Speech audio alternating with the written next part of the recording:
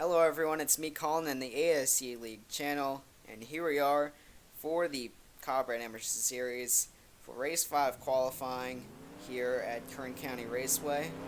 This will be the 5th qualifying race of the season, and as the chase starts to wind down just a little bit, we are past a quarter of the way through the field, obviously, of the season but obviously that doesn't matter for these part-timers. Sure for wins, but none of these drivers are racing for points, so it doesn't really matter at this point. But they're all still trying to make the race and try to make impressions so they could possibly run for the points next year. See James Richardson getting out pretty early here, the Walmart Ford. Richardson trying to show his team proud. His team he owns himself, so the six has actually qualified for a few of the races so far this year. However, none of them which he's really done incredibly well on. I believe he got a top 10 maybe in one of the earlier races, but other than that, he hasn't shown too much if he has qualified. Julio Caesar set down a lap. This car is unsponsored, but however, a huge controversy has been going over in the garage area and out of the track, and it has to do with sponsorship, but I'll get more into that later. But I'll just say that for now that Julio Caesar has a part in it all, and his team as well. Aiden Milliken in the 93, just a consistent driver here. I fully expect him to actually qualify for this race because he's been very consistent the past few weeks in his 93 car. Cam Goddu in the 5, always a threat to be qualified for this race. We saw him qualify last week, however, he's been actually put under probation for this race, and the reason being because he caused 2 wrecks last week, the only 2 in the race, so the 5 car is under warning right now, so he's just got to watch his driving for this race. Otherwise, he will get away pretty much skate-free, so Cam doesn't have to worry about it really much unless he causes a wreck here today, or at least in the race. See Michael Christo in the 77 car. He's running 5th right now. This team has been the upset team of the year. We didn't think the 77 would even qualify for any of the races, but they have. And in pretty incredible fashion, too. They even gained a sponsor from one of their performances in the qualifying race, is what I'm going to call it. Giovanni Barras in the 92 car. Talk about a disappointing season for sure. We thought this team would be one of the top tier teams to actually qualify for races, but that has not been the case. And this team has been struggling all year to qualify, and so 92 team really just looking to basically just benefit out of this race and qualify for once. Try to get some fruit for their labor. And you see Mackenzie Rustin here. This is actually an important race for Mackenzie because this could be the defining moment of his career. If he qualifies for this race and ends up doing very well, he may just be back in a ride.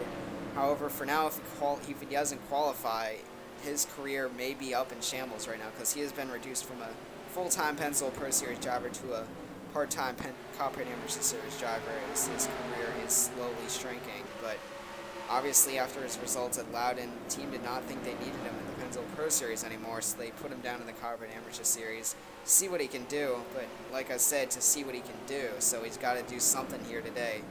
And if you don't get it off to a good start, it might not ever change for you. So Kenzie wants to leave this race feeling very accomplished, and right now he is running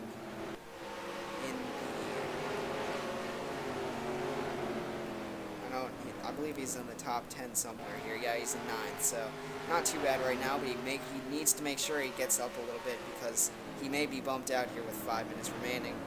John Arndt in the 05 car. I would have thought he qualified for more races than he has this season, and obviously sponsorship dollars is lacking with no sponsors on the hood. He hasn't shown anything for him yet. It's like AJ Bain, who's trying to make a race. He's kind of holding a lot of cars up here. Kevin Ulrich in the 90 car, we don't usually see him with Ford on the car. In fact, we never have. That was Cody Smart, and there's a reason for this. Hoffman Motorsports has been sponsored by Ford full-time from now on, and to have that happen, they've had to remove their sponsorship from someone. And judging by that scheme, I hope some of you know what I'm talking about. We'll get to him later. He happens to be running in the 7th spot, by the way. The 61 car, a Edison Peg car, trying to make his way into another race. This time possibly trying to run better during the actual event. He did not have a successful run at all at Concord, even though he did qualify on the pole, but obviously that didn't really transfer to the race that well. Blue Flare Motorsports expecting a little more than that from him. Dylan Membrilla in the 55 car, his streak was broken last week at Concord for qualifying for races. He doesn't want a streak of not qualifying for races to happen though here today, and as it stands now, it will. So that's a scary thought for the 55 team after they showed so much speed in early stage of the season. In the 63 car, how about Tanya Breyer getting sponsorship from Venom? She has not done anything this season, and she really needs to. Her main problem is qualifying for the races. She feels like if she does, she can actually get into the races and actually perform, but she hasn't had that chance that often. So Venom trying to get everything they can do to get the 63 in the field, but currently it's not working. She is not inside the top 10 at this moment. So in these final 4 minutes, get that done, Tania, or else you're going to be on the outside with a disappointed sponsor. However, the 6 car, definitely impressing right now, is impressing himself because he is the team owner. James Richardson was on point, but however, now Mackenzie Rusty, we were saying, needs to get a good lap. He just went to the top of the board, so showing why he deserves to be in the car.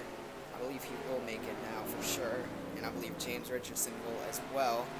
Looking at the 50 car here, the 50 of Hooflun Poo, trying to make his first start.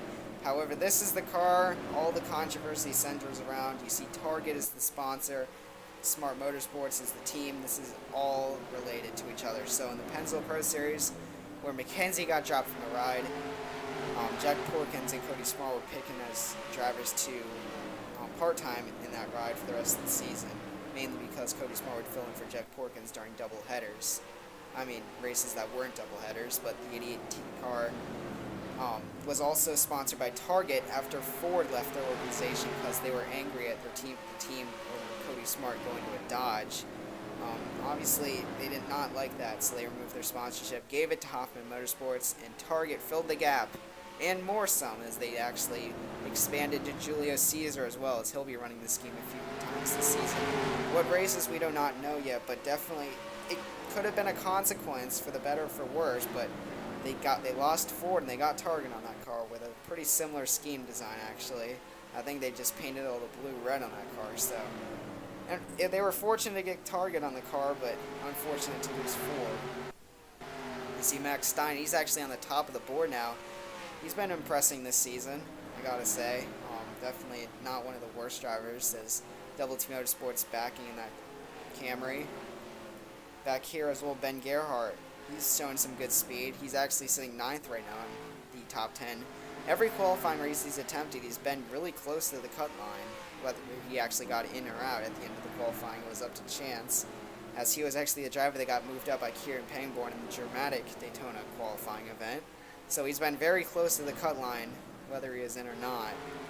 That's not necessarily a good thing. Here's Aiden Thomas in the 60 car, teammate to who's 3rd right now, James Richardson, as he's actually sitting 4th. So the Walmart boys doing really good right now. That team very strong and very considerably one of the best teams in the part-time league. So gotta hand it to them at least. Samantha Jones also having a good run here.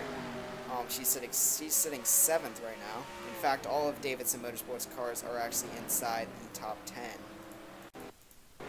Sorry about that. And as we look back here, drivers that need to get going here, as we see the 77 car of Michael Krister, John Arndt, Harrison, the 88 car, Aiden Milliken, Tanya Breyer, AJ Bain, Hooflung Poo, Dylan Membrilla, Ediston Pagcar, and Alan Holland, you see down to 20th, and Sebastian Torres. Those are the cars on the outside. So remember how I was saying that, yeah, the 88 car is impressing his sponsor. He needs to get a good lap in, or else that statement's going to be false. However, we have 30 seconds left. He's got to make a count here. I don't think he gained anything on that lap, but he will be able to complete this lap. See some drivers pulling it in for the day, calling it quits.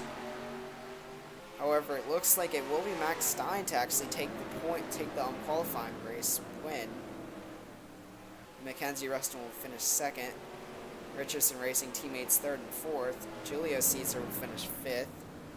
Kevin Ulrich 6th, Samantha Jones 7th, Giovanni Barraza looks like will finally make his first race in 8th, Cam Gaudu in 9th, and Ben Gerhardt, if nothing goes wrong, he'll hold on to 10th. Let's run the clock here. And I believe that is it. So Ben Gerhardt will be the final spot in the race.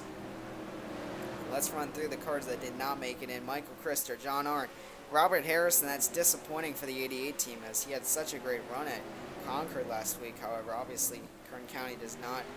It's not the same type of track, so it's expected that if he's not exactly the same here. Aiden Milliken will not make it in. Tanya Breyer with Venom as a sponsor will not make it in. AJ Bain will not make his first start. Hooflung Poo will not make his first start. Dylan Membrilla not making races is going to turn into a streak for the first time. Edistem Padkar, surprising enough that he does not make the race. So, Edistem, I mean, something must have happened from his first qualifying race to the race to now to this qualifying event because now he's 19th. That is shocking to see. A Blue Flare Motorsports car in 19th. And then Alan Holland and Sebastian Torres will finish out the field, both outside of the 17.9 second mark. So not where they needed to be today. However, it all came down to the top 10, and those top 10 are going to be making the field and will be in the showing for Kern County. However, that's all for now in this qualifying event. We'll see you at the feature showing at Kern County. This is the ASC League. For now, signing out.